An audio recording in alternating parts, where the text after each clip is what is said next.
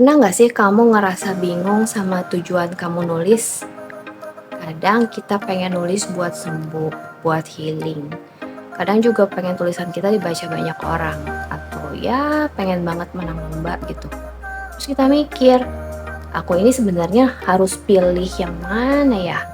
Boleh nggak sih kalau alasannya campur aduk gitu? Jawabannya boleh banget. Bahkan wajar banget. Nggak akan ada polisi tulisan yang bakal datang ke kamu sambil bilang, "Hey, kamu cuma boleh nulis buat healing." Atau, "Hey, kalau kamu mau diakui sebagai penulis, kamu harus ngikutin market demand." Enggak, nggak ada yang kayak gitu kok. Kamu boleh banget nulis karena pengen sembuh, sambil di saat yang sama juga pengen menang lomba. Dan itu sah, nggak ada yang salah. Masalahnya tuh sering kali ada di kita sendiri. Kita ngerasa kayak harus milih satu identitas aja. Padahal nggak perlu kok. Bayangin gini, hari ini kamu lagi pengen curhat. Tulisan kamu acak-acakan, banyak typo, dan isinya cuma unek-unek. Ya udah, tulis aja. Itu sehat banget buat mental kamu. Tapi nanti kalau ada event lomba dan kamu pengen ikutan, ya ambil aja tulisan itu. Poles ulang tekniknya, perbaiki cara bercerita, tambahin narasi, tambahin dialog. Apa itu artinya kamu berubah jadi penulis komersial? Enggak juga. Soul tulisan itu tetap milik kamu. Yang kamu ubah cuma kemasannya.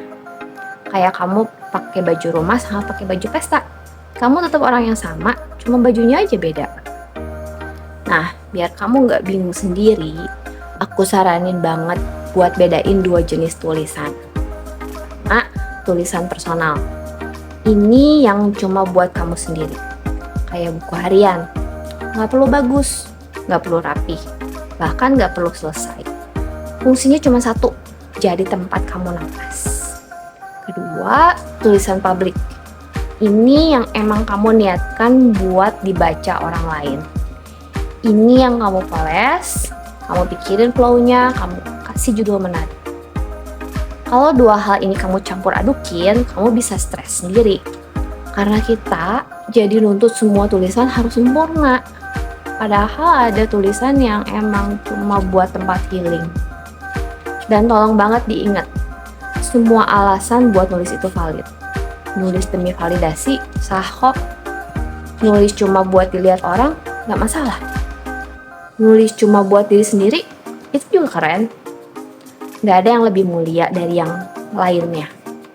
Semua proses itu sah dan semuanya bikin kamu belajar hal baru tentang diri sendiri. Terus gimana nih kalau kita dapat kritik dari orang yang udah senior, yang lebih senior gitu? Nah ini nih yang sering bikin galau. Kadang kritik itu benar sih sebenarnya, tapi kita ngerasa kok kalau aku ikutin semua tulisanku jadi bukan aku lagi ya. Gini caranya, tanya dulu ke diri kamu dua hal ini. Yang pertama, bisa nggak kritik itu kamu adaptasi tanpa mengubah warna tulisan kamu? Misalnya kritik soal teknis kayak tanda baca, diksi yang lebih pas, itu biasanya bisa banget kamu terapkan tanpa bikin gaya nulis kamu hilang. Yang kedua, kritik itu memang cocok untuk kebutuhan market, tapi nggak harus kamu ikuti sepenuhnya. Ada kritik yang berguna kalau target kamu itu lomba atau mau menerbitkan buku. Tapi nggak wajib kamu pakai di semua tulisan juga. Ingat, teknik itu bisa dipelajari. Tapi gaya nulis itu tumbuh dari diri kamu sendiri. Dan itu yang bikin tulisan kamu beda sama ribuan tulisan lain di luar sana. Lalu ini penting banget. Nggak semua orang akan cocok sama gaya nulis kita. Dan itu nggak apa-apa, itu wajar.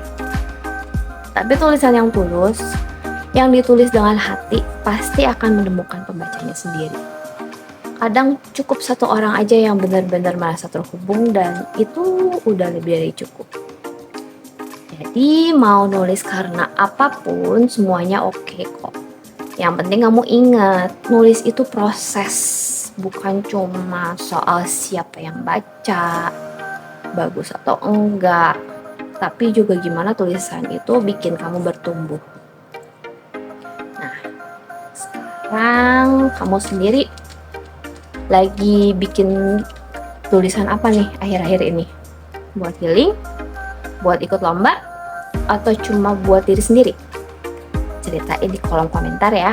Siapa tahu kita bisa saling nyemangatin di sini. Bye.